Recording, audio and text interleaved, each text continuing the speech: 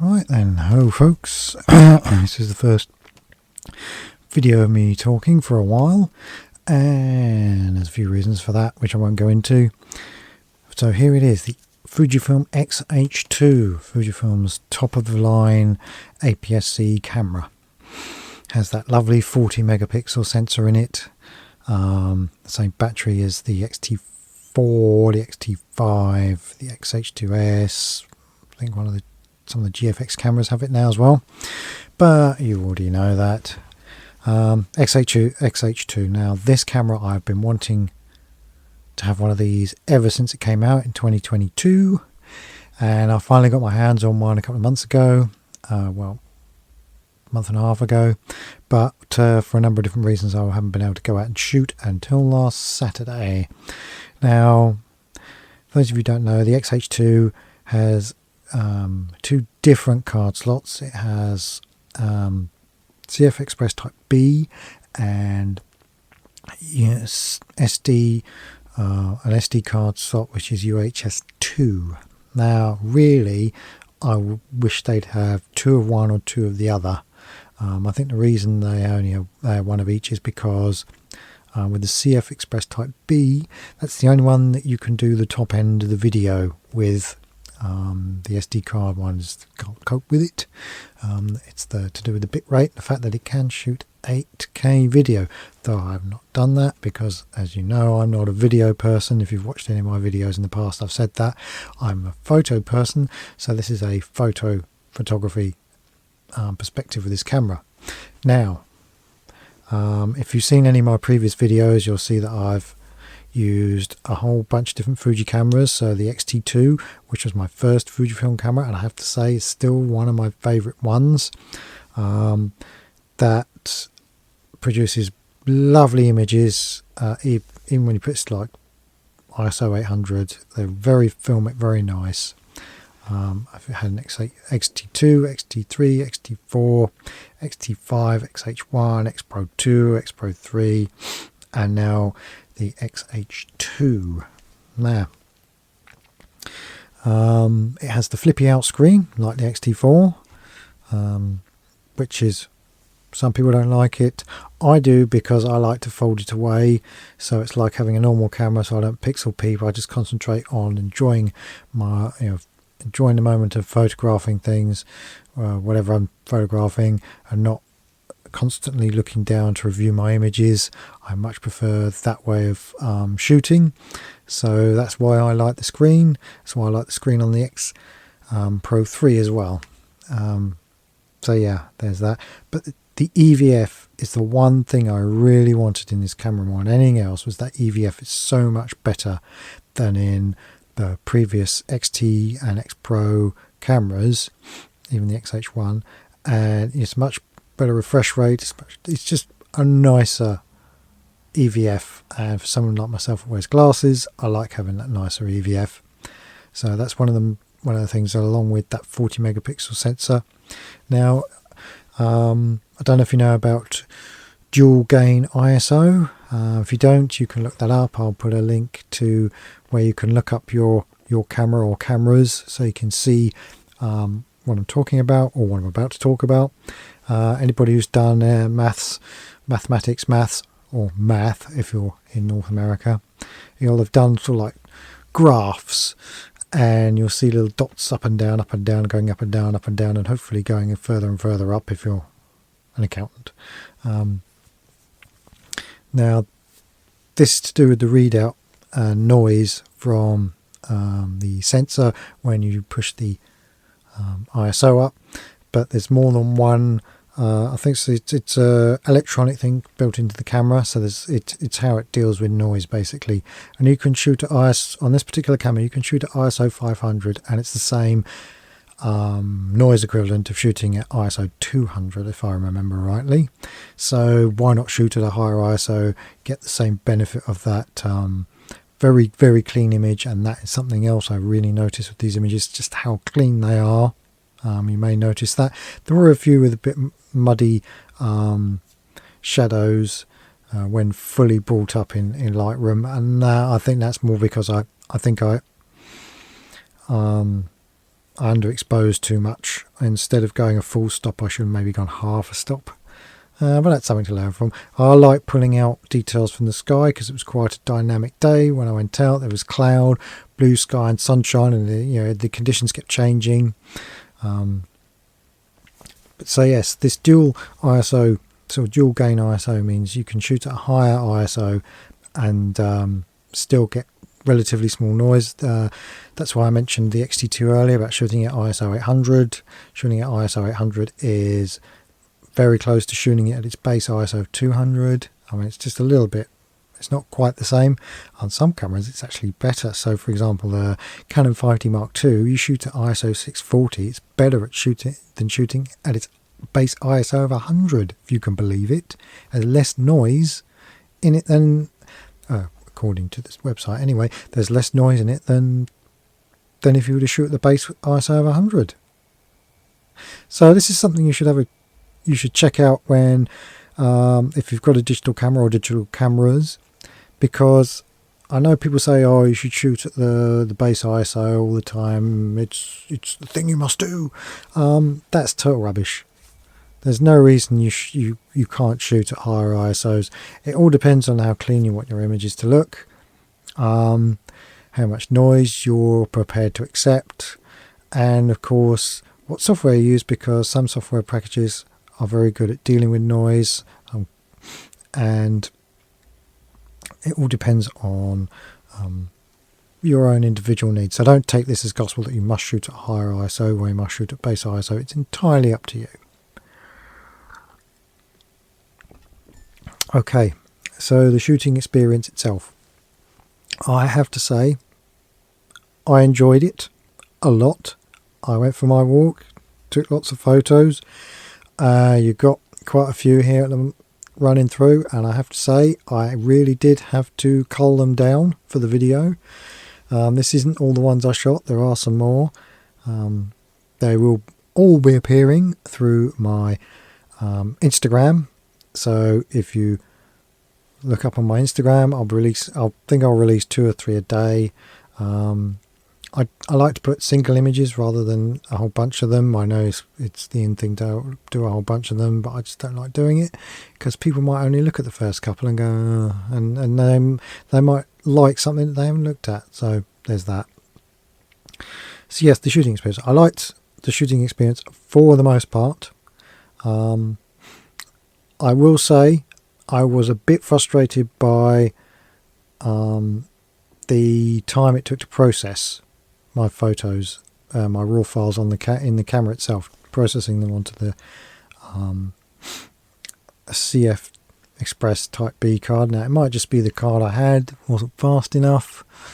It was an integral, like 1700 write speed. That might not have been enough, but I was just photographing a lossless compressed raw, so not full raw, but lossless. There you go, I'll get it eventually.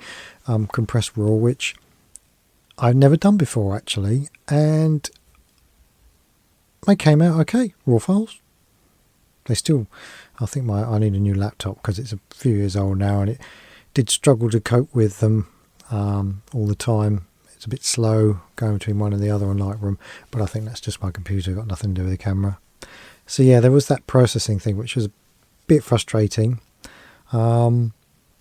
I paired my X H2 with the old, and I do say old, kit lens, the 18 to 55 f2.8 to f4 kit lens. Anybody who's a Fujifilm user will know that lens is absolutely awesome. It is such a good lens for especially for the money you pay for it now. I mean, you can get one for less than 300 quid and it's like fantastic. It's not weather sealed, but I've walked under a waterfall in Iceland with one, and camera was fine, lens was fine, everything worked. So you know, they're very, very good lenses and very sharp. I mean, I shot virtually everything at f8 with the occasional one at f2.8 purely because I wanted to get that depth of field, shallow depth of field. But for the most part, I shot pretty much 98% of my Photos f8, because that's the sweet spot for this particular lens. F8, it's like walking around with like an f11, I think, full frame equivalent lens. I might be wrong. If I am, please tell me in the comments. But yeah, you pair it with the X-H2 and its image stabilization, and you can shoot quite slow speeds and still get very very clean images. And I just loved using it, I have to say. I don't know what else I can really say. The files themselves, when I got them into Lightroom, and this is a problem I'm finding in Lightroom in general now. It used to just be Fujifilm, but even with my 5D Mark II photos as well, it seems to automatically apply 40 on the sharpening. Doesn't matter what camera. It's bizarre. If somebody knows if it's a setting in Lightroom that I can change, please let me know, because at the moment I just have I have a preset that I use that's my editing preset, and I just have that set to 0 in the editing preset, so when I upload them in, it's just straight on 0. Now, part of the editing process, I don't know if anybody else does this, but I like to pull everything out, the shadows and the blacks and everything out, the highlights and the whites, and have it full on, so I get the full dynamic range of what I've taken. Now the reason for this is because I like to play around with light and shadows and different film simulations. Some of the camera specific ones that you can get that are automatically in Lightroom, but also Lightroom has some of their own as well. I like to mess around with them, and for me it's a starting point, and it also tells me how much noise there is in the image, so that I can decide A, whether I'm still going to use this image or if I'm going to bin it, and B, if it's not that bad, then I'll just darken those particular areas and you won't even know the noise is there. It just gives me more, I think it gives me more flexibility to edit, and I find that with a lot of the Fujifilm files, they are very, very flexible to edit. What I did find, and this was quite bizarre actually, Lightroom, when I imported them into Lightroom, they were incredibly saturated images, incredibly saturated, and this was just on this Adobe standard color profile. Now of course I had applied a different Fujifilm profile and did my own adjustments. That's all part of my preset. I use my upload preset now. But yes, that really, the greens especially were really strong, and the skies were very, very, very blue. So that is something to be aware of with, I don't know if it's going to be for everyone, but that is something to be aware of with these particular Fujifilm files. So yeah, you have to do a little adjustment there. But other than that, battery life was great. I used 1 bar on the battery, and I'm one of those people that walks along, turns the camera on, and it's a really fast turn on as well. Really, you flick the switch, and by the time you've got it up to your eye to take the picture, everything's there ready for you to go. So yeah, and once I've taken the picture, I will look around, and if there isn't anything else I'm going to take for a little while, for a few steps or a minute or two, I turn the camera off. I do that with all my cameras, and just carry on. Oh, another bit on, ready, click, focus. That's the other thing. Focus was nice and snappy and quick as well. About 99% were in focus, and I think the ones that weren't in focus were my error, not the camera's error. So yeah,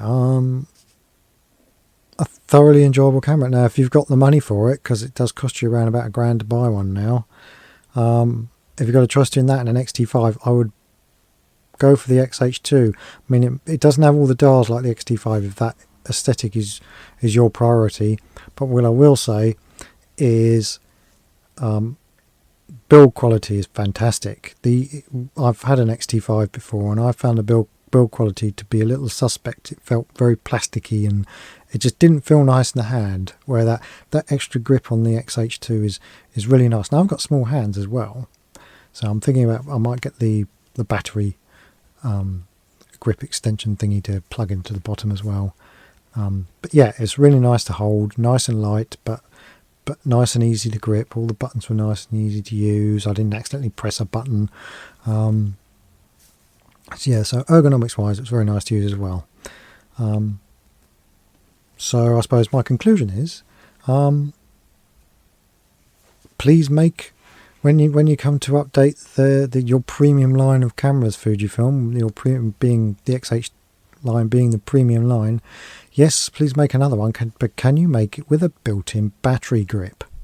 I'd love for them to make one of these with a built-in battery grip, so you have either 2 or 3 batteries that you can put into it at once, or it just comes with a brand new big ass battery like a 1DX camera, you know, a nice big high volume battery, especially if you're going to make another XH2S version as well with that sensor, or an updated version of that sensor, because I think that would be fantastic, especially with the video and the heating issue, the overheating issue with the, especially shooting 8K. That's what I want to see Fujifilm do next with this line, is to have a fully integrated battery grip. Canon has it with the R3 and Nikon has it with the Z9.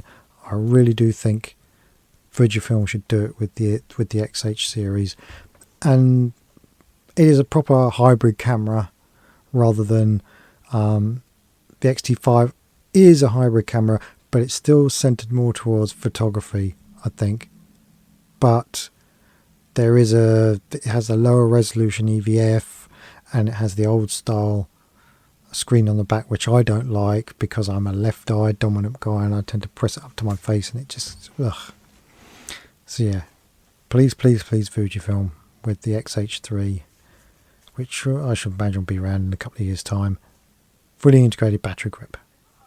That's the one thing I would like to see. But yeah, apart from that, great camera. Yeah, hope you've enjoyed the photos, and if you got this far, thank you very much. Please do like and subscribe, and like I said, go and have a look at my Instagram.